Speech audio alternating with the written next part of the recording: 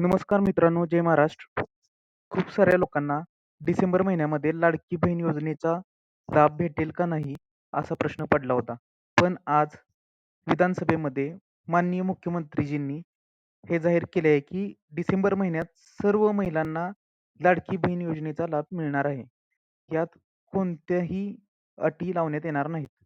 अशी चर्चा होती की आता खूप सारे निकष लागतील आणि खूप सारी नावं ज्यांना लाडकी बहीण योजनेचा लाभांश भेटत होता, ती वगळण्यात येतील. परंतु हे बदल डिसेंबर महिन्यात लागू होतील असे काही दिसत नाही.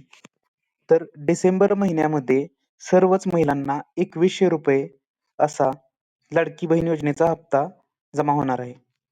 आता प्रश्न असा की हा हप्ता लाभांश जमा कधी होणार? तर माननीय मुख्यमंत्र्यांनी सांगितल्याप्रमाणे लाडकी बहीण योजनेचा लाभांश हिवाळी अधिवेशन संपताच महिलांच्या अकाउंटमध्ये जमा होण्यास सुरुवात होईल. योजनांच्या सविस्तर माहितीसाठी सबस्क्राईब करा.